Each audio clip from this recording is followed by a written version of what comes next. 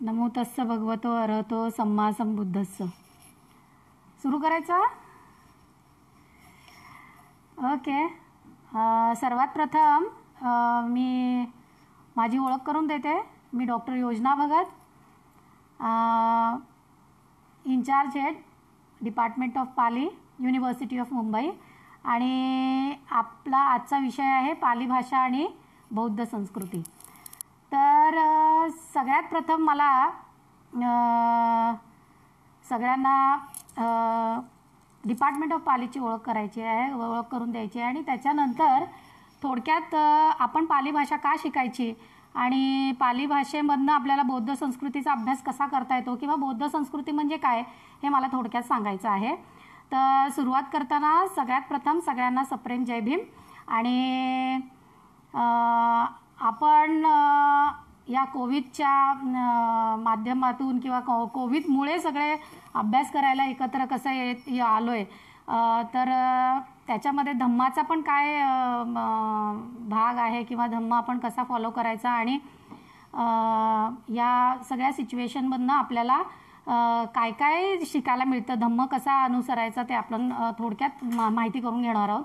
तर आज सगळ्यात पहिले मला डिपार्टमेंटची ओळख करून द्यायची. आमच्या मुंबई विद्यापीठात पाली विभागात जवळजवळ 300 विद्यार्थी अभ्यास करतात आणि पालीचा अभ्यास करतात आणि दिवसेंदिवस विद्यार्थ्यांची संख्या वाढती आहे. तर सगळ्यांचा असा प्रश्न असतो की पाली भाषा तर खूप पुरातन भाषा आहे आणि ती भाषा आता आपण कशाला शिकायची किंवा त्या भाषेत असं काय आहे ज्याच्यामुळे आता आपल्याला ती भाषा शिकायला पाहिजे किंवा तिचा आज फायदा काय शिकून किंवा त्याच्यामध्ये असं काय आहे जे आज ॲप्लिकेबल होतं. तर सगळ्यात पहिले मला सांगायचं असं आहे की पाली भाषेमध्ये सगळ्यांना माहिती आहे की बुद्धांनी धम्म दिलेला आहे, बरोबर. बुद्धांचा धम्म पाली भाषेत आपल्याला पाली भाषेतच असल्यामुळे पाली भाषा जर बुद्धांचा धम्म शिकायचा असेल किंवा धम्म जाणून घ्यायचं असेल तर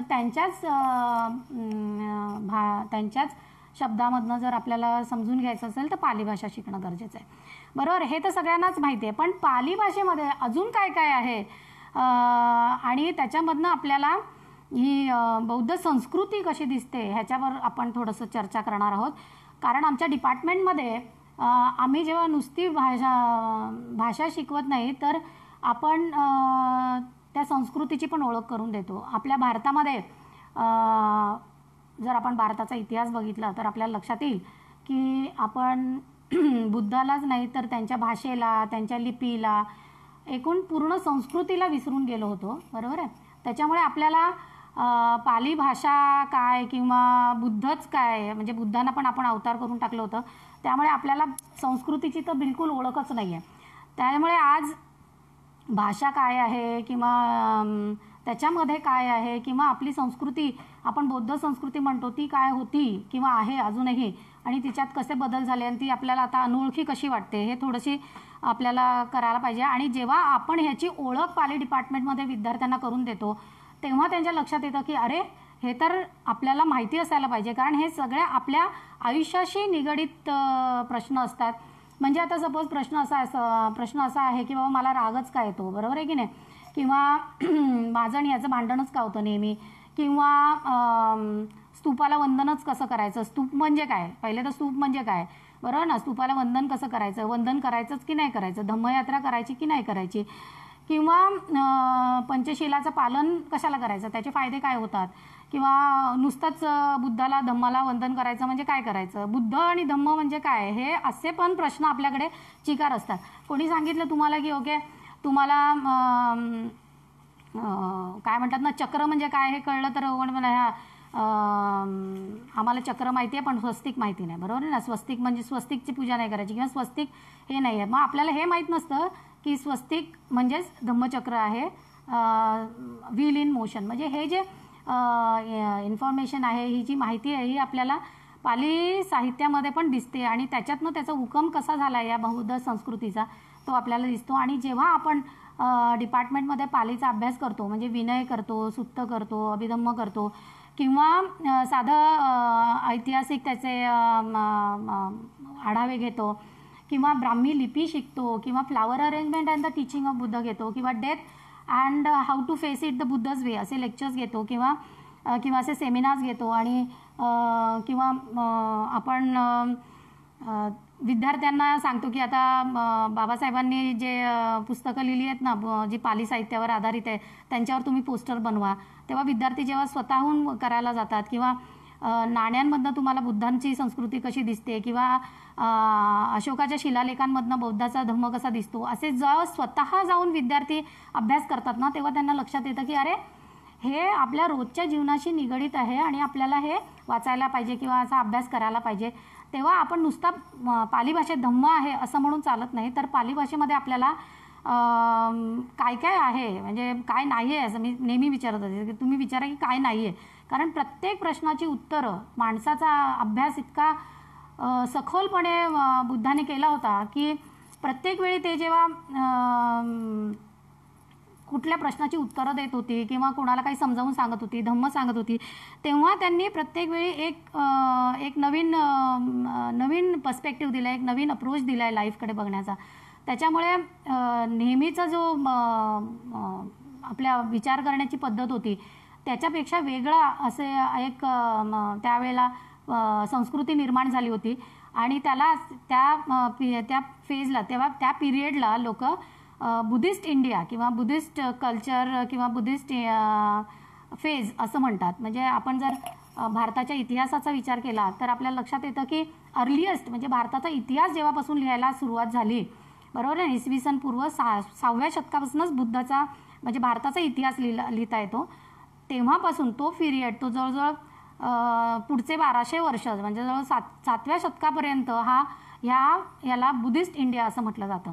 आता हे बुद्धिस्ट इंडिया नाव आहे ना, हे आपण नाही दिलेलं, हे इंग्रज जेव्हा आपले अभ्यास करायला आले होते तेव्हा त्यांनी दिलेलं आहे. त्यामुळे त्यांनी जेव्हा भारतात आले तेव्हा त्यांनी जे शिलालेख बघितले किंवा त्यांनी जे पूर्ण उत्खननं केली, स्तूप बाहेर काढले किंवा बुद्धांच्या मूर्त्या उत्खननातनं बाहेर काढल्या आणि लोकांना सांगितले हे ब्राह्मी लिपी वाचा किंवा ही लिपी वाचा, तुम्हाला याच्यात काय दिसतंय, तुम्हाला माहिती आहे का ही काय आहे, कोणाला वाचता येईना, सगळा अंधार होता. त्यामुळे बुद्ध काय किंवा धम्म काय किंवा संघ काय आपल्या इथे अस्तित्वात नसल्यामुळे इंग्रजांनी आपल्याला या भाषेची म्हणा किंवा या लिपीची या संस्कृतीची ओळख पटवून दिली आणि आपल्याला म्हणजे त्याला आपल्या पुढे आणून दिलं, बरोबर आहे की नाही. इंग्रजांनी आपल्यासमोर आणून दिलं नसतं तर आपल्याला आज स्तूप माहीत नाही, बुद्धांचे मूर्त्या माहीत नाही, धम्मचक्र माहीत नाही वगैरे काहीच माहिती झालं नसतं, बरोबर आहे. त्याच्याबरोबर आपल्याला हेही माहिती नसतं की पाली ही भाषा आहे आणि त्याच्यात धम्म लिहिलेला आहे आणि तो धम्म अभ्यासायचा आहे किंवा त्याचा आपण हे आपल्या भारतामधनं निघालेला हा धम्म सगळ्या जगभर पसरलेला आहे, त्याचा स्रोत भारत आहे.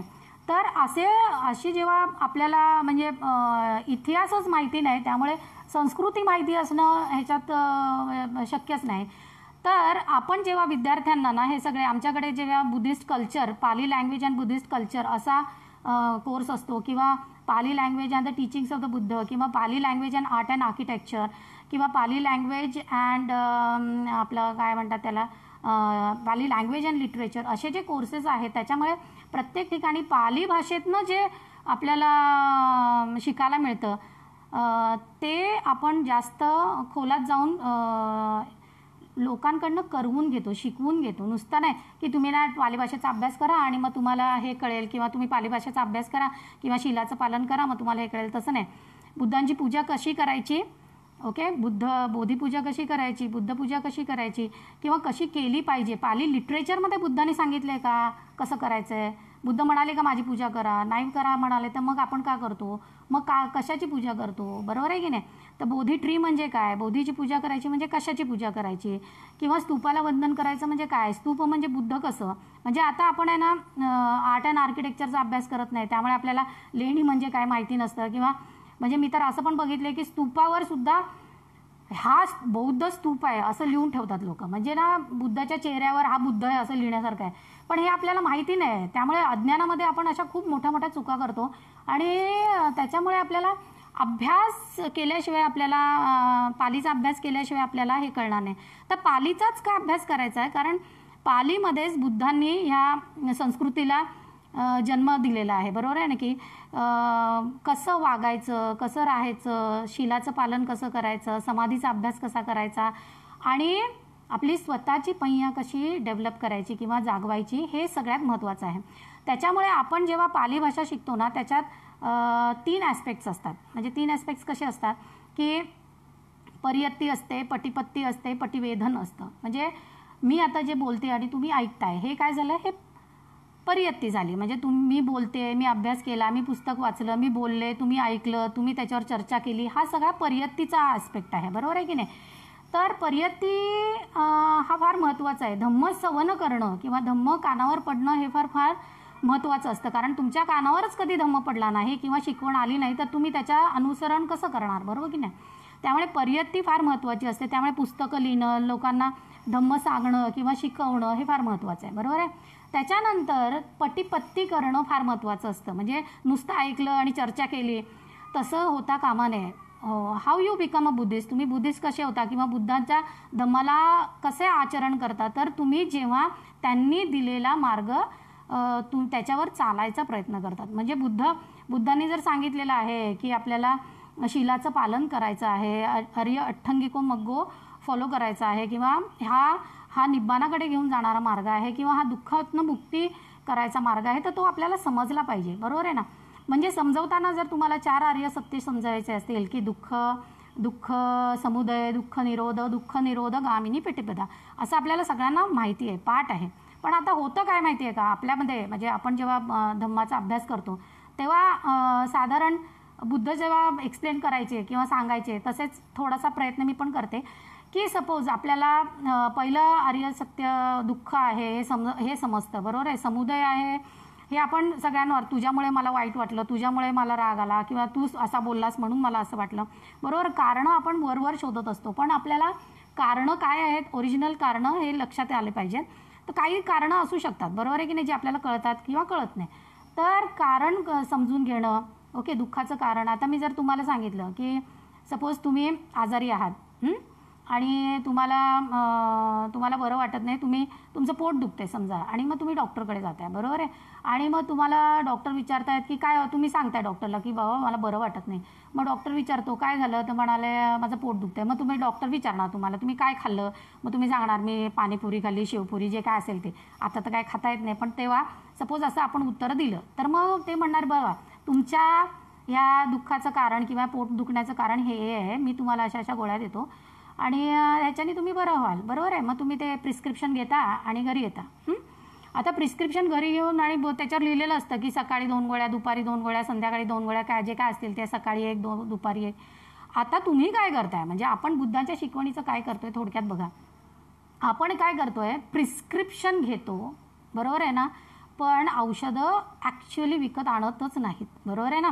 आपण काय करतो, सकाळी प्रिस्क्रिप्शनच्या सकाळी 2 गोळ्या घ्यायचं असं वाचतो, संध्याकाळी 2 गोळ्या घ्यायचं असं वाचतो आणि मग आपण त्याच्यातनं बरं का होत नाही असं म्हणतो. बरोबर आहे की नाही. म्हणजे बुद्धांनी सांगितल्या आर्य अठ्ठंगिको मग्गोचं फॉलो करायचं. आपण आर्य अठ्ठंगिको मग्गोचं रोज पारायण करतो सकाळ संध्याकाळ, पण फॉलो करत नाही किंवा त्याला आचरणात आणत नाही. बरोबर ना.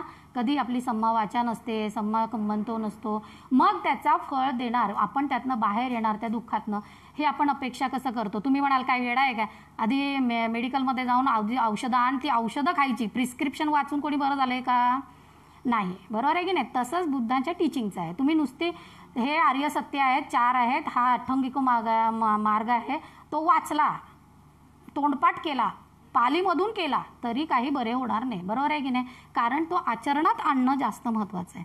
त्यामुळे बुद्धांची शिकवण आहे ना ही नेहमी पटिवेधनामधनं, पटिपत्तीमधनं पटिवेधन झालं पाहिजे. कारण प्रत्येक शब्दाचा ना एक व्हायब्रेशन असतं, ते व्हायब्रेशन येणं जास्त महत्त्वाचं असतं, ते कळणं, त्याच्यावर आचरण करणं जास्त महत्त्वाचं आहे. त्यामुळे लोकांना ना बुद्ध काय, धम्म काय, संघ काय, बरोबर, हे माहितीच नसतं. आणि मग बुद्धांना कशाला फॉलो करायचं किंवा पंचशीलच कशाला करायचं, त्याचे फायदेच काय, असे आपण प्रश्न विचारतो. आणि मग ते प्रश्नांची उत्तरं जेव्हा आपल्याला मिळतात, कोणीतरी आपल्याला ते उत्तरं सांगतं, कोणीतरी सांगत नाही, बुद्धच सांगतात. म्हणून आपण ती भाषा शिकली ना तर त्या भाषेमधनं आपण डायरेक्ट बुद्धांना जाऊन विचारायचं की सांगा मला हा प्रश्न आहे, तुम्ही याचं उत्तर द्या. कारण तेव्हाची लोकं तशीच करत होती ना, आणि बुद्धांनी तेव्हाचे प्रश्नांची उत्तरं सगळी दिलेली आहेत. म्हणजे आज तेव्हाची माणसं वेगळी होती ना आत्ताची वेगळी आहेत असं काय नाही आहे, पण तेव्हा बुद्धांनी जी उत्तरं दिली आहेत ना ती आज पण लागू होत आहेत, पण आपण आहे ना आपल्याला ती माहिती नाही येतात, त्यामुळे आपण काय होतं आपल्याला ते कळत नाही, आपल्याला माहिती नसतं, बरोबर आहे की नाही. त्याच्यामुळे डिपार्टमेंटमध्ये आपण जेव्हा हे सगळं ओळख करून देतो की बाबा हे स्तूप म्हणजे बुद्ध आहे, हे सिम्बॉलिक फॉर्म ऑफ बुद्ध आहे, ही आपली ब्राह्मी ही आपली लिपी आहे, ती तुम्हाला वाचता आली पाहिजे, कारण आपल्या पूर्वजांनी ना लेण्या बनवून ठेवलेल्या आहेत, त्याच्यात दान देऊन हे मोठमोठे शिलालेख लिहून ठेवलेले आहेत, ते आपल्याला वाचता नाही आले तर त्याचा अभ्यास करता येणार नाही, त्यातली ती संस्कृती जी त्याच्यामध्ये होती ती आपल्याला कळणार नाही. त्याच्यामुळे आपण जेव्हा एखादी लेणी बघायला जातो किंवा अभ्यासाला जातो तर धम्म टूर करतो, बरोबर आहे की नाही. तर आपल्याला तिथे का जायचं असतं, काय करायचं असतं, बुद्धाला वंदन कसं करायचं असतं हे सांगितलं कुणी आणि कसं करायचं आणि का करायचं आणि बुद्धांनी सांगितलं आहे का तसं हे जेव्हा कळतं ना ओरिजिनल, तेव्हा मग आपल्याला त्याच्यात रस वाटायला लागतो. त्यामुळे विद्यार्थ्यांना आपण जेव्हा हे एक्सप्लेन करतो की हे राईट अँड रिच्युअल नाही आहेत, हे कुठले धार्मिक हे नाही आहेत, काय म्हणतात ना त्याला राईट्स अँड रिच्युअल्स, आता मला त्याचा मराठी शब्द नाही आठवत, पण तो आपण ते करत नाही आहे, त्याच्या मागे ना कारणं आहेत, हे केल्याने काय होतं, असंच का केलं पाहिजे. तर आपण जर पाली लिटरेचर वाचलं ना तर बुद्धांची शिकवण्याची पण पद्धत तशीच होती. म्हणजे आता बुद्ध कोणाला सांगायचे ना ते लोक आधी यज्ञ करायचे, बरोबर आहे की नाही. मग ते बुद्ध असं म्हणायचे नाही जा रे यज्ञ नाही करायचा, बरोबर आहे की नाही, यज्ञ बिज्ञ करायचा नाही, लोकांना प्राणी बिरी मारायचं नाही. बुद्ध म्हणायचे नाही मी पण यज्ञ करतो, बरोबर आहे की नाही, मी पण यज्ञ करतो, पण तुम्ही त्याच्यामध्ये लाकडं जाळता, तूप जाळता, जे काय जाळता, मी हा यज्ञ स्वतःमध्ये पेटवतो, बरोबर आहे ना. आणि त्याच्यामध्ये माझा अहंकार, माझा लोभ दोष, माझं अज्ञान जाळतो, असा यज्ञ सगळ्यांनी करायला पाहिजे. त्यामुळे यज्ञ करू नका, असं तुम्हाला काय कळत नाही, तुम्ही माणसं मारता, असं कधीच ओरडून किंवा असं बुद्धांनी कधी शिकवलं नाही. त्यामुळे जी बुद्धांची शिकवण होती ना ती त्यांची शिकवण्याची पद्धत पण आपल्याला कळायला पाहिजे. आणि तसं आपण प्रत्येक वेळी ना हे असं नसतं, ही आमची संस्कृती नाही असं नाही आहे का. बुद्धांनी जे टीचिंग दिली ना ती ॲक्च्युली तीच इंडियन कल्चर आहे, एन्शियंट इंडियन कल्चर तेच आहे. आणि आपण विसरलो, पण इतरांनी ते कल्चर चालू ठेवलं किंवा ते त्याच्यामध्ये झिरपत आज आपल्यापर्यंत आलेलं आहे. त्याच्यामुळे आपण जो अभ्यास करतो तो आता आपल्याला वाटतं की अरे प्रदक्षिणा घालणं म्हणजे हे बुद्धिस्ट लोकांनी प्रदक्षिणा करायच्या नाही. अरे पण स्तूपाला प्रदक्षिणा करावीच लागते किंवा ते बुद्ध आहेत आणि बुद्धांना वंदन करण्याची पद्धत म्हणजे बुद्ध जेव्हा बसलेले असायचे तेव्हा त्यांच्या भोवती फिरून त्यांच्या समोर येऊन बसायची. हे पदकिना कत्वा एकमंतंग निसिदी असं त्यांना असंच वंदन करायचे. त्यामुळे आपल्याला जर बुद्धांना नीट वंदन करायचं असेल तर त्यांना त्यांच्या भोवती प्रदक्षिणा करून समोर येऊन बसणं ही बुद्धांना वंदन करण्याची पद्धत आहे, बरोबर ना. आज आपल्या स्तूपाच्या भोवती फिरायची जागा आहे ना. तुम्ही अजंतामध्ये स्तूप आणि मूर्त्या एकत्र बघितल्या असतील, बरोबर आहे ना. तर मूर्ती असेल ना तर मूर्तीची रूम होती ना त्याच्या भोवती फिरायला जागा आहे. तर हे सगळं आपल्याला कल्चर आपल्याला आज म्हटलं प्रदक्षिणा करायची म्हटल्यावर हे कसं काय प्रदक्षिणा आपल्यामध्ये करत नाही असं आपण म्हणतो. त्यामुळे आपल्याला बेसिक अंडरस्टँडिंग संस्कृतीची नाही आहे असं. आणि ती आपल्याला जर कुणी सांगितली तर मग आपल्याला ते अरे हे कल्चर आपलं आहे, हे बुद्धाच्या टीचिंगमधनं आलेलं आहे असं आपल्याला कळतं, बरोबर ना. विहारच का बांधायचे किंवा कसेच बांधायचे हे बुद्धांनी सांगितलेलं आहे. विहार म्हणजे काय, ओके. सगळ्यात महत्त्वाचा संस्कृतीचा भाग म्हणजे आपल्या की हे बुद्धाची टीचिंग आहे ना हे चार लोकांनी फॉलो करायची असायची. चार म्हणजे भिक्खू, भिक्खुनी, उपासक, उपासिका. आता आपण उपासक उपासिका आहोत. आपल्या इथे संस्कृतीचं जतन करायला भिक्खुनी भिक्खू हा संघ नाही आहे, फक्त उपासक उपासिका संघ आपल्याकडे डेव्हलप होताना आपल्याला दिसतो. पण आपल्याला हे लक्षात घ्यायला पाहिजे की बुद्धांची टीचिंग किंवा संस्कृती डेव्हलप व्हायला संघ फार महत्त्वाचा आहे, संघ असायला पाहिजे. तो आपल्याला काय म्हणतात ना नीट बुद्धाच्या टीचिंगमध्ये फॉलो करायला, बुद्धाची टीचिंग शिकवण्याला आपल्याला संघाची फार गरज असते, बरोबर आहे की नाही. कारण संघ हा धम्म आचरण करून निब्बाणाला जाण्याचा रस्ता आपल्याला पदोपदी त्याचा आठवण करून देत असतो की सांगत असतो. पण आता आपल्याकडे संघ नाही आहे. संघ का नाही तर विहार नाही, विहार का नाही तर जागा नाही, म्हणजे आपल्या बऱ्याच गोष्टी असतात, बरोबर आहे की नाही. पण आपण कुठेतरी सुरुवात केली पाहिजे असं मला वाटतं. आणि त्यामुळे बुद्धांचा बौद्ध संस्कृती काय आहे बाबा, बुद्ध संस्कृती काय आहे असं जर आपण विचार केला ना तर खूप काय म्हणतात ना बलवान आपली संस्कृती आहे. जेव्हा आपण म्हणतो ना शीलाचंच पालन काय करायचं किंवा शील पालन केल्याने काय होतं, तर आपण जर जातकामध्ये बघितलं ना तर मी तुम्हाला थोडीशी एक गोष्ट सांगते म्हणजे ज्याच्यामध्ये तुम्हाला लक्षात येईल की बुद्धांच्या टीचिंगमध्ये आणि इतर ह्याच्यामध्ये आपण फरक कसा कळतो. सगळ्यांना श्रावण बाळाची गोष्ट माहिती असेल, माहिती आहे की नाही, की श्रावण बाळ असा होता की तो त्याचे म्हातारे आईवडिलांना तो घेऊन चालला होता कावडीमधनं आणि मग ते जंगलातनं जात असतात. मग त्यांना तहान लागते आणि तो म्हणतो की ठीक आहे मी पाणी भरून आणतो आणि मग तो दशरथ राजा असतो आणि मग तो श्रावण बाळा तो पाणी घेत असताना बुडबुड आवाज येतो आणि मग तो बाण मारतो. बरोबर आहे, सगळ्यांना गोष्ट माहिती आहे. श्रावण बाळा जेव्हा बाण लागतो तेव्हा तो त्यांना सांगतो, त्या राजाला सांगतो की जा माझ्या आईवडिलांना सांगा की मला बाण लागला. दशरथ राजा जातो तिथे, माहिती आहे ना सगळ्यांना. आणि मग त्याचे आईवडील त्या दशरथ राजाला पण खूप शाप देतात, तू तू तू पण असाच काय म्हणशील ना पुत्र शोकाने जाशील वगैरे वगैरे असं बरंच म्हणतो. ही सेम गोष्ट आहे ना आपल्या पाली जातकामध्ये आहे. बरोबर आहे ना, सेम सिच्युएशन आहे. सिच्युएशन काय आहे, सिच्युएशन अशी आहे की तो आपला जातकामधला जो साम आहे तो आईवडिलांना असाच आंधळे आईवडील आहेत, म्हातारे आहेत, त्यांना घेऊन चाललेला आहे. तो पण असाच पाणी आणायला जातो, राजाचा बाण त्याला लागतो. बरोबर आहे ना, तो राजाला सांगतो माझ्या आईवडिलांना सांगा की त्यांच्या मुलाला बाण लागला आहे. मग तो त्याच्या आईवडिलांकडे जातो आणि त्यांना सांगतो चुकून माझा बाण तुमच्या मुलाला लागला. तर त्याचे आईवडील त्याला शाप देतात का, नाही देत. त्याला दूषण देतात का, नाही देत. ते म्हणतात आम्हाला आमच्या मुलाकडे घेऊन चल.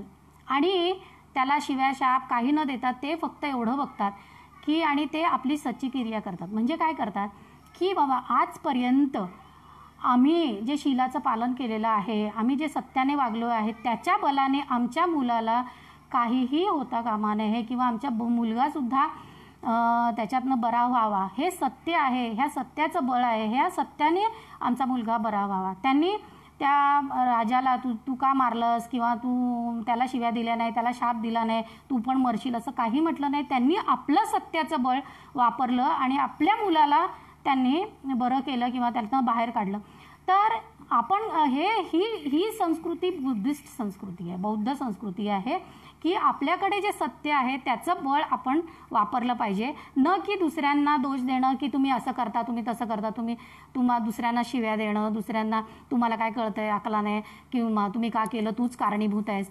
बुद्धांची शिकवण काय आहे, आत्ताही आत्तानं नातं, हे माहिती आहे ना तुम्हाला की I am the creator of my own destiny. मी माझ्या काय म्हणतात ना त्याला नशीब म्हणा, जे काय कर्म आहे त्याचा मी स्वतः जबाबदार आहे आणि मी ते बदलू शकतो. ही टीचिंग ही कॉन्फिडन्स आहे ना, ही आपल्या बुद्धाची टीचिंग आपल्याला देत असते. त्याच्यामुळे ते सत्याचं बळ आहे ना, ते आपल्याला इतर संस्कृतीपासून वेगळं करतं. म्हणजे आता हे पण गोष्ट आहे, सगळ्या गोष्टी म्हणजे जातकामध्ये तर इतकं बुद्धिस्ट संस्कृतीबद्दल सांगता येईल ना की कसे वागायचे, म्हणजे कसे वागले गेले. आणि आपली बुद्धिस्ट संस्कृती म्हणा किंवा बौद्ध संस्कृती जेव्हा नाहीशी झाली तेव्हा त्याची जागा कशी या संस्कृतीने घेतली किंवा त्या गोष्टी कशा बदलल्या गेल्या. आज आपल्याला शकुंतलेची पण गोष्ट माहिती आहे, तुम्हाला सगळ्यांना शकुंतलेची गोष्ट माहिती आहे. दुष्यंत आणि शकुंतला होती, ती अंगठी घेऊन जाते आणि मग तो ओळखत नाही तिला, मग ती रडत बसते. बरोबर ना, रडत बसते. सेम कट्टहारी जातक आहे. बरोबर आहे. कट्टहारी जातकामध्ये पण तो राजा येतो, त्या काठ्या गोळा करणाऱ्या मुलीच्या प्रेमात पडतो, तिच्याबरोबर सहवास करतो आणि जाताना अंगठी देऊन जातो तिला की बघ मुलगी झाली ना तर ही अंगठी तू काय कर विकून तू तिला पोस आणि मुलगा झाला तर माझ्याकडे घेऊन ये. ती जेव्हा तिला मुलगा होतो, तो मोठा होतो, तो विचारतो वडील कोण आहेत माझे, तर ती म्हणते चल घेऊन जाते तुला. आणि ती त्याला आपल्या वडिलांकडे घेऊन जाते. राजा दरबारात बसलेला असतो, तो तिला ओळखतो, पण तरी पण दरबारात आहे म्हटलं राजे खातर तो म्हणतो मी तुला ओळखत नाही. ती अंगठी दाखवते तरी तो ओळखत नाही. मग ती रडते का, रडत बसते का, नाही, ती सत्यक्रिया करते की हा तुझा मुलगा आहे, हे सत्य आहे. आणि या सत्याने ती काय करते, त्या मुलालाच उंच फेकून देते, उंच उडवते. बरोबर आहे ना. आणि जर हे सत्य असेल तर हा मुलगा तरंगत राहील, नाही तर खाली पडेल. आता हे बल आहे ना त्या आईला तिचं सत्य देतं. Okay, so that is what you have to understand की जेव्हा संस्कृती बदलते ना तेव्हा आपण त्याच गोष्टीकडे बघण्याचे दृष्टिकोन कसा बदलतो. त्यामुळे आपण हे काय आहे, ह्याच्यामध्ये काय झालं, हे काय नवीन आहे, असं कधी झालं आहे का, आपल्याला माहीत नाही आहे हे. पण ह्या सगळ्या गोष्टी आहेत त्याच्यामध्ये आणि त्या आपल्याला स्ट्रेंथ देतात. म्हणजे बुद्धांची शिकवण आज मी सगळ्यांना सांगितलं की कोविड-19मध्ये सगळ्यांनी आपलं मनाला बलवान करून ठेवायचं आहे, शिलाचं पालन करायचं आहे, विपश्यना करा, समाधीचा अभ्यास करा, मन शुद्ध ठेवा. कारण या शुद्ध मनाचं बळ आहे, ते बळ आपल्याला ना ताकद देतं. या इतकी परिस्थिती खराब होत असताना, मानसिक संतुलन सगळं खराब होत असताना आपण किती स्ट्रेंथ राहू शकते, आपली मनाची किती ताकद आपण ठेवू शकतो, हे फार महत्त्वाचं असतं. म्हणून कारण आपल्याला सगळ्यांना माहिती आहे मनोपुब्बंगमा धम्मा, मन हे काय असतं, सगळ्यात प्रथम असतं, बरोबर आहे की नाही. मनात जर सगळे स्ट्रॉंग असलं तर आपल्याला त्या गोष्टी करता येतात, बरोबर आहे ना. मग आपण प्रत्येक गोष्टीशी लढू शकतो कारण मन तसं बलवान आहे. मन वीक असलं ना की मग आपण चुकीची कामं करायला लागतो. कुठलेच आईवडील आहे ना आपल्या मुलांना चोऱ्या करा, खोटं बोला असं सांगत नाही, बरोबर आहे की नाही.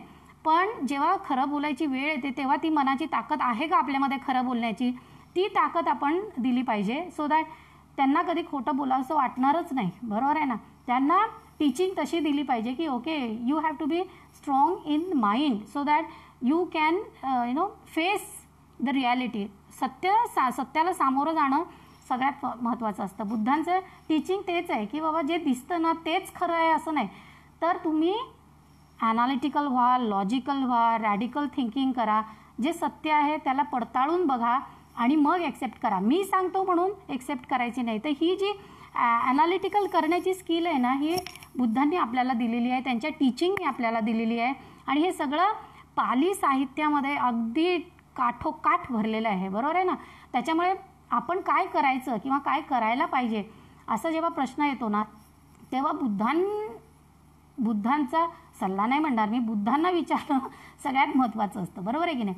त्यामुळे मला पण जर सपोज काही प्रश्न असले किंवा मला आता शिकवायचं कसं असं जरी विचारायचं असलं ना तरी मी बुद्धा बिंग माय टीचर, बरोबर आहे की नाही. सो आय ऑलवेज म्हणजे मी बुद्धांनाच नेहमी की जर तुम्हाला हे सांगायचं असतं तर तुम्ही कसं सांगितलं असतं किंवा तुम्हाला तुमच्यासमोर असं प्रश्न आला तर तुम्ही तो कसा सोडवाल, बरोबर आहे ना. तर सगळे जे स्टुडंट्स असतात किंवा आपण सगळे विद्यार्थी आहोत तर आपल्याला पाली भाषा ओरिजिनल आली पाहिजे. ओरिजिनल का, कारण ना ह्या भाषेला जर तुम्ही ट्रान्सलेट करून त्याच्यातनं तो धम्म शिकायचा प्रयत्न केला ना तर त्याचे अर्थ थोडेसे बदलतात. त्यामुळे ओरिजिनल भाषेमध्ये पाली भाषेतच बुद्धांचा धम्म शिकणं हा जास्त फायदेकारक आहे. आणि ट्रान्सलेशन करून आहे ना त्याच्यातनं तो जो ॲनालिसिस करता येतो ना ते ट्रान्सलेशनमधनं नाही करता येत. कारण ट्रान्सलेशनमध्ये काय होतं की आपण कदाचित जो ट्रान्सलेट करत असतो ना तो एखादा ॲस्पेक्ट त्याला महत्त्वाचा वाटला तर तो घेतो, नाही वाटला तर सोडून देतो. म्हणजे असे बरेच पुस्तकं आहेत ज्याच्यामध्ये आपल्याला बुद्धाची टीचिंग बरीच समजते, नाही समजत. पण एक लक्षात घ्या, बुद्धाची टीचिंग ही इतकी सोपी आहे किंवा इतक्या त्या बुद्धांना नेहमी इतक्या सोप्या पद्धतीने शिकवतात की कळायलाच पाहिजे. आणि कळत नसेल ना तर का कळत नाही हे पण मी सांगते. आता ना पुग्गलपय्यती नावाचं एक पुस्तक आहे, बरोबर आहे ना, अभिधम्माचं पुस्तक आहे ते.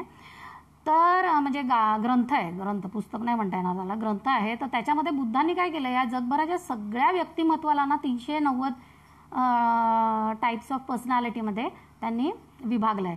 आता सगळेच जण बुद्धांचा धम्म ऐकत होते का, नाही. किंवा सगळेच जण जे ऐकतात त्यांना कळत होता का, नाही. तरी पण बुद्ध 45 वर्ष दिवस रात्र धम्म देत होते की नाही, बरोबर. तरी त्यांना माहीत होतं. ते सांगतात की या जगामध्ये 3 प्रकारचे आजारी माणसं असतात. 3 प्रकारचे आजारी माणसं म्हणजे काय, तर तयो गिलानुपमा पुग्गला. म्हणजे काय की या सगळ्या जगाच्या लोकांना ना तुम्ही 3 कॅटेगरीमध्ये टाकलं तर ते 3 कॅटेगरीमध्ये ती माणसांना आपल्याला विभागणी करता येते. तर पहिली काय, तर पहिला असा आजारी माणूस ज्याला तुम्ही सगळ्यात बेस्ट औषध दिलं, बरोबर आहे ना, सगळ्यात बेस्ट काय म्हणतात ना त्याला डॉक्टर दिला, बेस्ट उपठाक दिला, उपठाक म्हणजे सेवा करणारा दिला, सगळ्यात चांगलं जेवण दिलं, चांगल्यात चांगलं औषध दिलं, डॉक्टर दिला, तरी तो त्या आजारातनं कधीच बरा होत नाही. हा पहिला प्रकारचा आजारी माणूस. दुसऱ्या प्रकारचा आजारी माणूस आहे ना त्याला तुम्ही चांगल्या प्रकारचा डॉक्टर द्या, चांगला सगळ्यात बेस्ट डॉक्टर द्या, औषधं द्या, चांगलं जेवण द्या, दिलं काय आणि नाही दिलं काय तो त्या आजारातनं बरा होतोच, कारण तो सेकंड प्रकारचा माणूस आहे.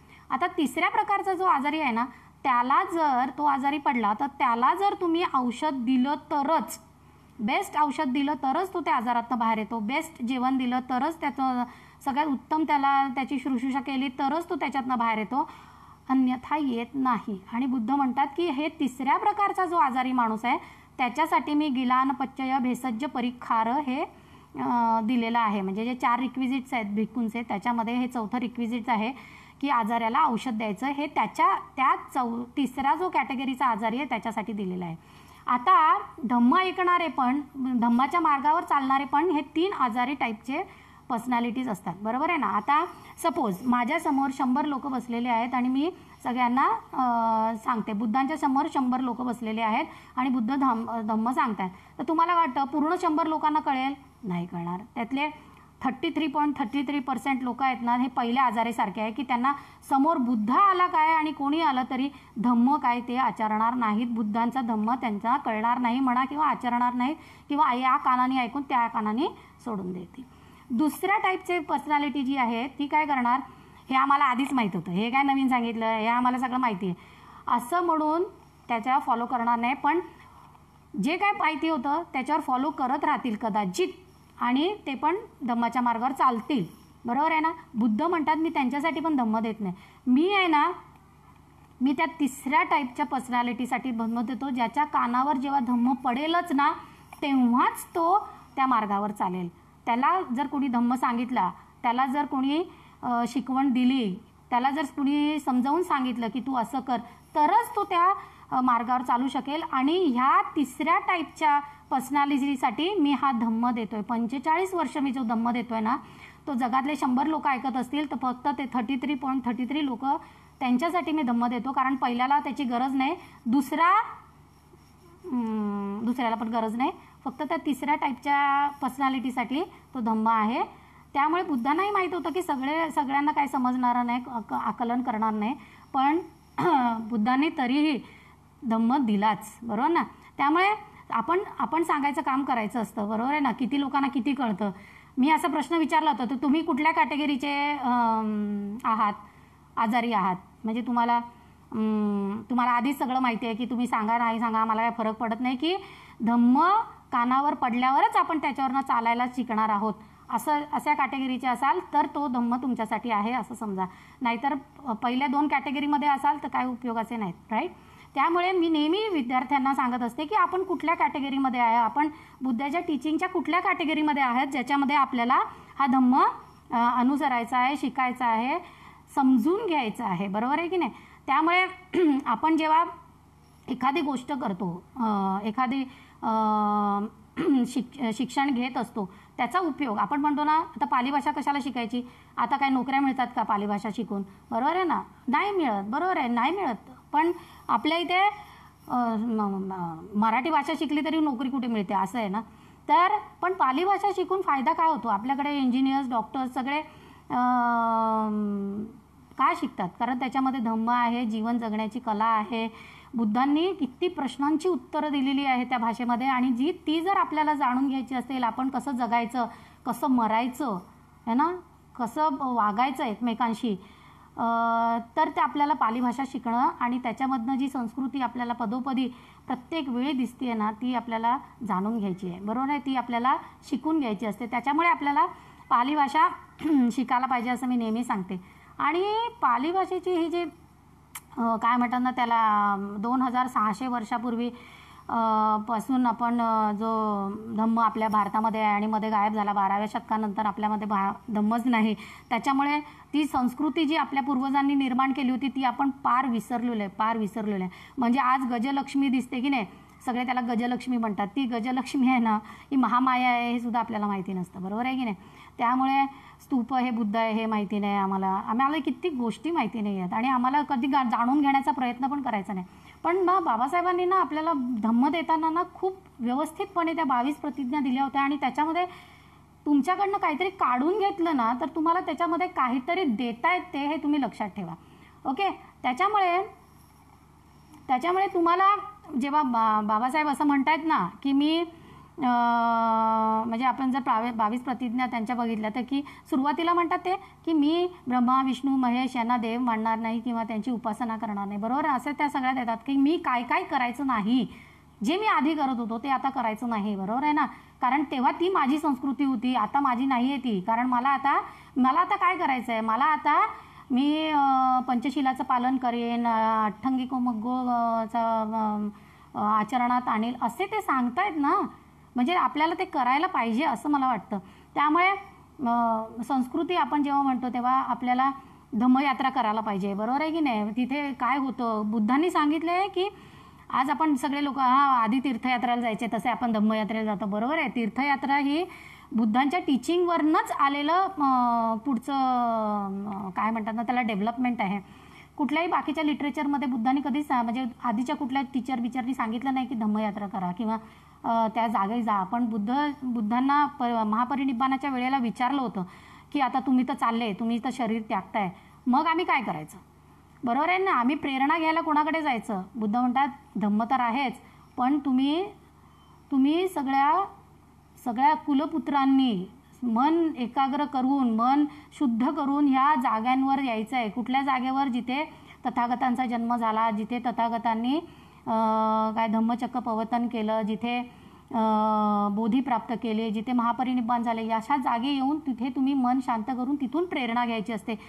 तर ह्या जागांमध्ये कालांतराने अजून जागांची ॲड झाली काय ना. आपल्याला आता श्रावस्ती, जिथे तुम्ही 25 वर्ष बुद्धांनी वर्षावास केला, तिथे तर जायलाच पाहिजे. किंवा जिथे राजगीरमध्ये वेळुवनाचं पहिलं दान घेतलं, तिथे जायला पाहिजे. असं करून आहे ना लोकांनी त्या जागा वाढवल्या. आणि ही संस्कृती आहे ना, ही इतकी जबरदस्त आहे धम्मयात्रेची की तुम्ही जर धम्मयात्रेला आल तर तुम्हाला सांगेल भारतीयांपेक्षा ना तिकडे जगभरचेच लोक जास्त असतात, जे बुद्धांना तिथे त्या प्रेरणा घ्यायला तिथे येत असतात. आणि हे आपले भारतीय लोकांना आपण तिथे का जायचं किंवा हे काय बघायचं किंवा ह्याच्यातनं प्रेरणा कशी घ्यायची किंवा इथे काय झालं होतं हेच माहीत नसतं. त्यामुळे आपल्याला आता ना या प्रत्येक गोष्टीची ओळख करून घ्यायला पाहिजे. आणि ती पाली लिटरेचरमध्ये आहे असं माझं स्पष्ट मत आहे. आणि त्याच्यामधनं हळूहळू आपल्याला ते डेव्हलप पण करायला पाहिजे. म्हणजे ते आचरणात आणून माणूस तू बुद्धिस्ट आहे हे कसं ओळखणार, तर त्याच्या आचरणावरनं ओळखणार, बरोबर आहे ना. ते त्याच्या नाही आम्ही व्हाईट ड्रेस घातला म्हणून आम्ही बुद्धिस्ट झालो असं होत नाही. ही लोक काळी मंगळसूत्र घालतात म्हणून आम्ही पांढरं घालायचं म्हणून तुम्ही बुद्धिस्ट होत नाही, हे लक्षात ठेवा. तर आपल्याला धम्माचा अर्थ माहिती पाहिजे. आचरण तुमच्या आचरणावरनं आपल्याला म्हणाले जेव्हा हो ते बुद्धिस्ट आहेत, त्या कुठल्या सिच्युएशनमध्ये कसे वागतील, बरोबर आहे ना. तर तुमची रॅडिकल थिंकिंग कशी आहे, तुमची लॉजिकल थिंकिंग कशी आहे. एक छोटीशी अजून गोष्ट सांगते तुम्हाला. म्हणजे बौद्ध संस्कृतीच्या मध्ये फॉलो करणाऱ्या स्त्रिया किती जबरदस्त होत्या त्यावेळेला, ते पण तुम्हाला साधारण कळेल. म्हणजे बुद्धिस्ट संस्कृती नाही, जातकातली गोष्ट आहे. पण लॉजिकल थिंकिंग जर असेल तर कसं स्त्री असू शकते. म्हणजे मी जेव्हा वाचली होती तेव्हा मला थोडंसं हे झालं होतं. त्यामुळे मी पण जेव्हा सांगते तेव्हा नेहमी सांगते ही गोष्ट. तर ती जातक असं आहे, म्हणजे पूर्ण जातक मी सांगत नाही. तर त्याच्यामध्ये गोष्ट अशी आहे की एक स्त्री असते आणि तिच्या नवऱ्याला, तिच्या मुलाला आणि तिच्या भावाला चोर म्हणून राजे पकडून देतात, बरोबर आहे. राजाचे शिपाई पकडून देतात. मग ती आरडाओरडा करत त्यांना माझ्या ह्या तिघांवर आरोप टाकलेले आहेत आणि ते काही चोर नाही आहे, तुम्ही त्यांना सोडा असं म्हणते, बरोबर आहे की नाही. तर राजा पण मग त्याची परीक्षा घ्यायला तर बोलतो ठीक आहे मी एकालाच कोणाला तरी सोडेन, बरोबर आहे की नाही. तर तुला कोणाला एकाला घेऊन जायचं तू घेऊन जा, बाकीच्या दोघांना मी मारून टाकणार आहे. तर मग ती खूप विचार करते. आधी तर ती अशी ओरडत गेलेली असते की बाबा नवऱ्याशिवाय स्त्री ही उघडी असते, तुम्ही माझा नवरा परत करा. पण मग जेव्हा अशी चॉईस देतात त्याला, तेव्हा आता भारतीय स्त्री असं म्हटल्यावर ना ती कशी वागली असती असं तुम्हाला वाटतं. तर आजची जी पतिव्रता वगैरे असेल ना, ती म्हणाली असती नाही बाबा नवऱ्याला घेऊन जाते, मुलगा आणि भाऊ मेला तर काही फरक पडत नाही बरोबर, असं मला वाटलं. म्हणजे जर आपल्या इंडियन ट्रेडिशनमध्ये असते तर कोणी एखादी मातृभक्त म्हणजे आई एकदम जोरदार आई असेल तर ती म्हणेल मुलगा वाचला पाहिजे, नवरा गेला तरी चालेल. पण मी जेव्हा ते उत्तर ऐकलं ना तिचं, तेव्हा मला कळलं की बुद्धिस्ट स्त्री किती स्ट्रॉंग असते आणि किती लॉजिकल थिंकिंग असते तिचं. त्याच्यामध्ये ती काय म्हणते माहिती आहे का, मी अजून तरुण आहे, बरोबर आहे ना, मी लग्न करू शकते, बरोबर आहे, मी मुलाला पण जन्म देऊ शकते, पण माझे आईवडील आता जिवंत नाही आहेत, त्यामुळे मला भाऊ मिळणार नाही परत. मग ती कोणाला वाचवते? भावाला. अर्थात राजा सगळ्यांना सोडून देतो, पण लॉजिकल थिंकिंग कशाला म्हणतात? म्हणजे आजची स्त्री असा विचार करेल का, असा मला प्रश्न आहे. नाही करणार, कारण ना भाऊ हा सगळ्यात काय म्हणतात ना, राखी बांधायला तेवढ्या पुरते असतो. So when you think of this things you understand what the teaching of Buddha is all about. Okay. त्याच्यामुळे आपण जेव्हा विचार करतो किंवा संस्कृती म्हणजे काय, आज आपण का विसरलो आहे ती संस्कृती, आणि आपल्याला बुद्धिस्ट संस्कृतीचा अभ्यास करायचा म्हणजे कशाचा अभ्यास करायचा, की आपल्या मनाची ताकद कशी वाढवायची, किंवा आपल्याला कुठल्या गोष्टीला पुढे जायचं, पुढे आणायचं आहे, आपल्या वागण्यामधनं धम्म कसा दिसेल किंवा बुद्धाची शिकवण कशी प्रतिबिंबित होईल, हे जास्त महत्त्वाचं आहे असं मला वाटतं. त्यामुळे आणि ते शिकायला ना आपल्याला आधी पाली भाषा शिकणं फार गरजेचं असतं.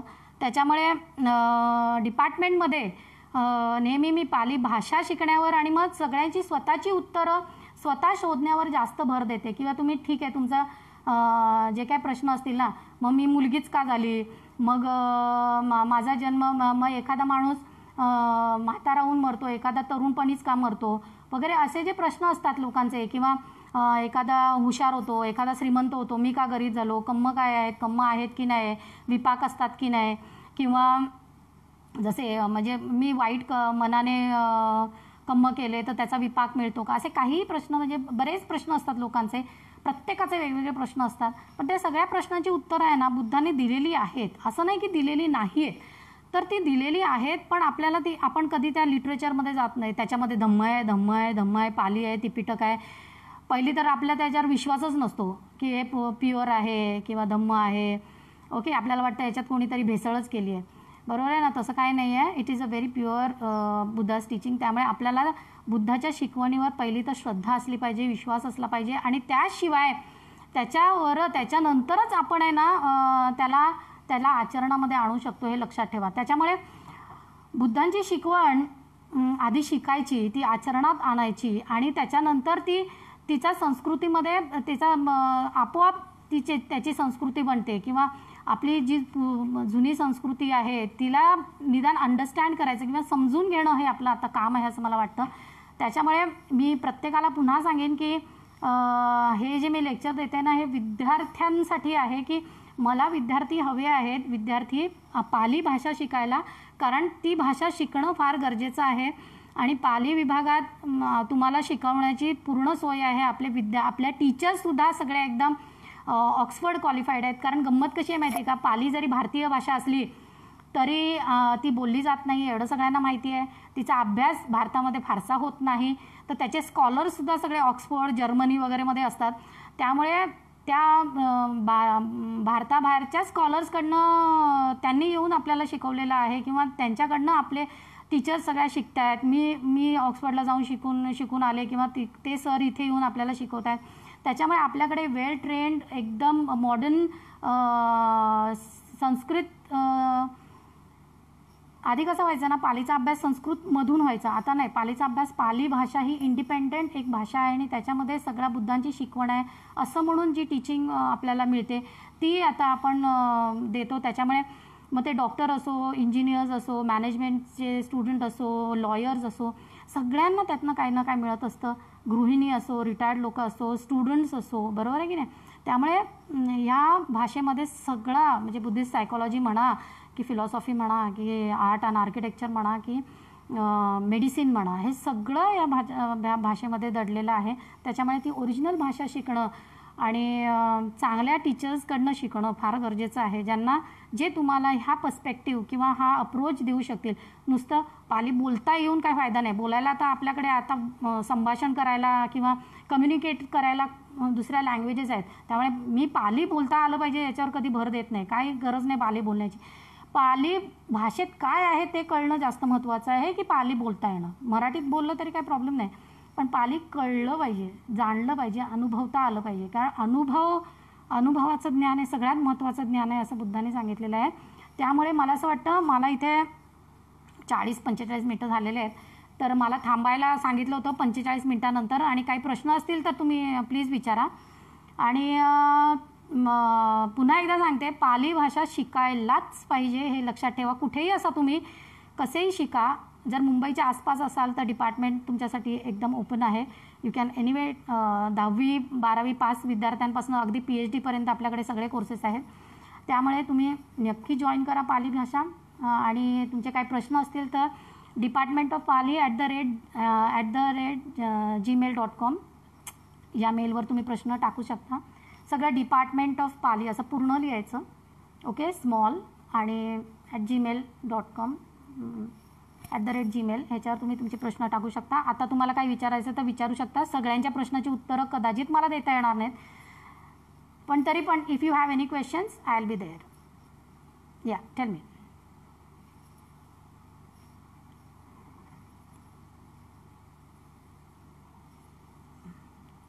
आहेत काही प्रश्न?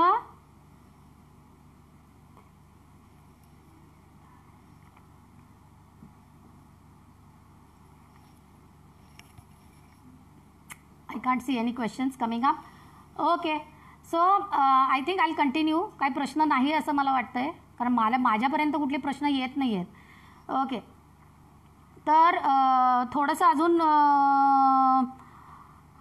काय म्हणतात ना त्याला, बौद्ध संस्कृतीबद्दल सांगू. म्हणजे माझ्याकडे अजून किती मिनटं आहेत? अजून 15 मिनटं आहेत, तर I can continue. Is it okay with you? चालेल? ओके, तर पाली भाषेचा अभ्यास म्हणजे पाली भाषा काय आहे ह्याच्यावर मी आता थोडंसं बोलीन.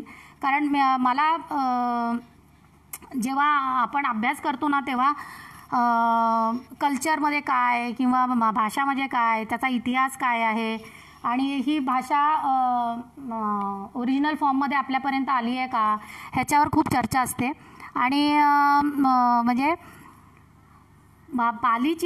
पाली भाषा जी आहे ती त्याला काय म्हणतात ना, प्युअर आत्ता 2600 वर्षानंतर आपल्यापर्यंत जी पोचली आहे ती कोणी भेसळ करत पोचवलेली नाही आहे ना, असं आहे. तर सगळ्यांना मला पुन्हा पुन्हा सांगावंसं वाटतं की पाली भाषा ना भेसळ करायला आपल्या भारतामध्ये नव्हतीच मुळातच, बरोबर आहे की नाही.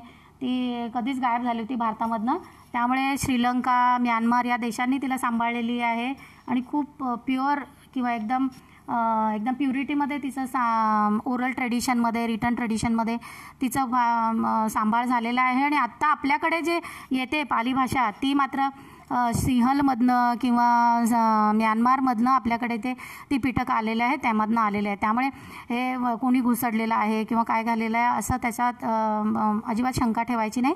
आणि ओरिजिनल पाली, हां, अट्टकथा आहेत, टीका आहेत, अनुटीका आहेत, बाकीचं लिटरेचर आहे. ते काळाप्रमाणे त्याची भाषा बदलत जाते, पण बुद्धवचनं मात्र जसे आहेत तसेच आहेत. आणि त्याच्यामुळे त्याच्याबद्दल शंका मनात ठेवू नका असं मला स्पष्ट सांगायचं आहे. आणि दुसरं म्हणजे ब्राह्मीचा आपण संस्कृतीचा जेव्हा म्हणतो ना तेव्हा आपल्याला काही लोकांची आठवण कायम ठेवणं गरजेचं आहे. जसं आम्ही डिपार्टमेंटमध्ये सर अलेक्झांडर कनिंगहॅम यांचा वाढदिवस म्हणजे 205, 206 असे वाढदिवस आम्ही केलेले आहेत. तर ह्या व्यक्तींना आपल्याला ह्या व्यक्तींना आपल्याला विसरून चालत नाही. कारण ह्या व्यक्तींनी, हे इंग्रज जरी होते ना तरी त्यांनी आपल्याला बुद्ध संस्कृतीची ओळख करून दिलेली आहे, स्तूपाचे उत्खनन करून दिलेले आहेत, जागा ओळखून दिलेल्या आहेत त्यांनी. म्हणजे आज आपण जे ही वैशाली आहे, हे कुशीनगर आहे, असं सहज जातो तिथे, ही कोसंबी आहे, ह्या सगळ्या मातीच्या ढिगाऱ्याखाली होत्या आणि कोणाला माहीत नव्हतं. त्याची नावं बदलली होती, त्यांची गावं बदलली होती. तर हे ह्युएनसँग जे चीनी प्रवासी भारतामध्ये आले होते आणि त्यांनी ते जे 17 वर्ष भारतामध्ये चालत राहिले, चालत त्यांनी पूर्ण ते भारत फिरले. त्यावेळेचा बुद्ध धम्माचा अभ्यास केला, त्या संस्कृतीचा अभ्यास केला. त्यांनी ती डायरी लिहिली. त्या डायरीच्या आधारे, जेव्हा ती डायरी आहे ना पहिली फ्रेंचमध्ये होती, म्हणजे आधी चायनीजमध्येच होती, नंतर ती फ्रेंचमध्ये पहिले ट्रान्सलेट केली. ती फ्रेंच भाषेमधली ती डायरी सर अलेक्झांडर कनिंगहॅमच्या हातात आली. मग त्यांनी त्याच्या आधारे ते अक्षरशः पावलावर पाऊल टाकून त्या गावात, त्या नदीच्या किनारी, तेव्हा बोटी नाही किंवा बोटीने जायचं की पूल वगैरे नाही, ब्रिजवरनं जायचं नाही, तर बोटीमधनं कसं गेले असतील, त्यावेळेला ते कसे चालत गेले असतील, तसा त्यांनी प्रवास केला. आणि मग ते समोर जे ढिगारे दिसले त्याच्यात त्यांनी लिहून ठेवलेलं आहे ह्युएन की बाबा इथे अशोकाचे स्तूप होते, इथे अशोकाने पिलर ठेवलेला होता. तो तसाच तिथे 2000 वर्षानंतर पण होता, 2300 वर्षानंतर होता. तो उत्खनन करून बाहेर काढले. तर ह्या लोकांनी जी कामं केलेली आहेत ना, ते आपल्याला विसरून चालत नाहीत. किंवा जेम्स प्रिन्सेपनी ते ब्राह्मीची जे डेसिफर केली, त्यांना वाचायला शिकवलं, ह्या व्यक्तींना आपल्याला विसरून चालत नाही, बरोबर आहे की नाही. त्यामुळे जेव्हा आपण बौद्ध संस्कृतीचा अभ्यास करतो तेव्हा म्हणजे आपण बुद्धांनी काय सांगितलं त्याचा करतो, नंतर अशोकाच्या काळात, सम्राट अशोकाच्या काळात काय झालं त्याचा अभ्यास करतो. त्याच्यानंतर आपल्याला डायरेक्ट इन्फॉर्मेशन आहे ना, आपल्याकडे इतिहास लिहिण्याचा प्रकार नाही आहे, त्याच्यामुळे आपल्याला डायरेक्ट इन्फॉर्मेशन ह्युएन जो देतो ना 7व्या शतकात त्याच्यामध्येच मिळते. म्हणजे बौद्ध संस्कृतीचा अभ्यास जर करायचा तर मग ह्युएन डायरी वाचायला फार महत्त्वाची असते. त्याच्यानंतर मग परत अंधारच आहे. त्याच्यानंतर मग डायरेक्ट आपल्याला आर्ट अँड आर्किओलॉजीच्या आधारेच अभ्यास करता येतो. आणि नंतर मग त्याचाही अभ्यास करताना आपल्याला सर अलेक्झांडर कनिंगहॅम यांचा जे रिपोर्ट्स आहेत त्याचा अभ्यास करणं गरजेचं असतं. म्हणजे इंग्रजांनी जे शिलालेखांचा अभ्यास केला आहे किंवा त्यांनी जे लेण्यांचे अभ्यास केलेले आहे तो आपल्याला बघावं लागतं. कारण संस्कृतीचा अभ्यास करायचा म्हणजे ना लिटरेचरचा, म्हणजे पाली लँग्वेज अँड लिटरेचर हा पहिला अभ्यास, नंतर आर्ट अँड आर्किटेक्चर हा दुसरा अभ्यास असतो आणि संघाचा अभ्यास हा तिसरा अभ्यास असतो. म्हणजे तुम्हाला एखादा कल्चरचा अभ्यास करायचा असेल तर ह्या 3 गोष्टी महत्त्वाच्या आहेत. आणि आत्ता एक नवीन ट्रेंड आलेला आहे किंवा नवीन अभ्यासामध्ये एक भर घातलेली आहे सगळ्या जगभरच्या स्कॉलरनीच, ते म्हणजे बुद्धांचे धातूंचा अभ्यास करणं हा त्या कल्चरचा अभ्यास करण्यासाठी फार महत्त्वाचा आहे. कारण बुद्धांचे धातूंनी जो प्रवास केला आहे जगभर आणि त्याच्यानुसार जी संस्कृती तिथे वाढलेली आहे, जपानमध्ये म्हणा, कोरियामध्ये म्हणा, श्रीलंकेमध्ये म्हणा, आपण तो विसरून गेलो. पण श्रीलंकेमध्ये जी संस्कृती आजही आहे किंवा इंग्रजांपर्यंत जी आत्ताच इंग्रज जिथे राज्य करत होते तिथपर्यंत त्यांनी ती जोपासली की ज्यांच्याकडे बुद्धांचे धातू असतील ना, म्हणजे दंतधातू जो भारतामधनं तिथे गेलेला, तो धातू ज्याच्याकडे असेल ना तो राजा असतो अशी त्यांची धारणा होती. त्यामुळे जपानमध्ये म्हणा किंवा कोरियामध्ये म्हणा किंवा दुसऱ्या इतर ह्याचे तर अभ्यास आपल्याला आलेले आहेत समोर. तर जगभर जिथे जिथे बुद्धांच्या धातूंचा अभ्यास झालेला आहे तिथे ती संस्कृती कशी वाढली, मोठी झाली, तिथे आर्ट अँड आर्किटेक्चर कसं आलं, विहारं कशी बांधली गेली, स्तूपं कशी बांधली गेली, लोकांनी जातकांचा अभ्यास करून काय काय शिकले, पारमितांचा अभ्यास करून काय काय स्तूपं बनवले, हे अभ्यास करणं फार गरजेचं आहे. आणि ह्या सगळ्यांचा बेस आहे ना टीचिंग ऑफ बुद्ध होतं, एवढं लक्षात ठेवा. बुद्धांची शिकवण हा त्याचा आधारस्तंभ आहे आणि तो पालीमध्ये ओरिजिनल सोर्समध्ये आपल्याला सापडतो. त्यामुळे सगळ्यात पहिले म्हणजे पलीकडचा अभ्यास करायचा, पुढचा अभ्यास करायच्या आधी ना आधी बेस आपला पक्का असला तर आपल्याला पुढचा अभ्यास सहज करता येतो, हे लक्षात ठेवा. त्यामुळे भारतीय संस्कृती ही पुरातन संस्कृती आणि ती पुरातन संस्कृती म्हणजे इंडियन कल्चर हे ना, ह्याला एन्शियंट इंडियन कल्चरला first phase of Indian culture हे बुद्धिस्ट कल्चर म्हणतात. आणि रिस डेव्हिडने त्याला शब्द वापरला आहे, रिस डेव्हिड यांनी, की त्याला बुद्धिस्ट इंडिया म्हणतात.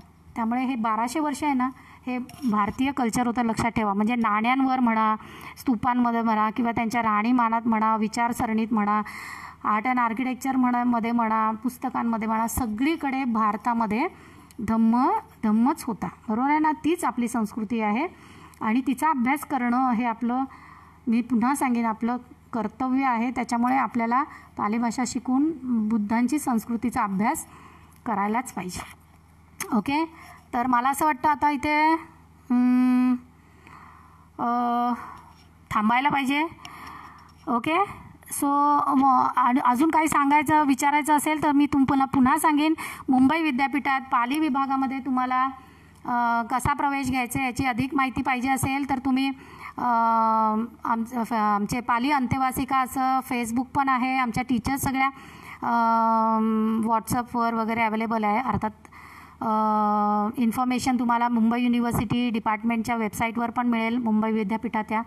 कारण आपला मोठं डिपार्टमेंट आहे, म्हणजे खूप जास्त विद्यार्थी आपल्याकडे आहेत आणि शिकतायत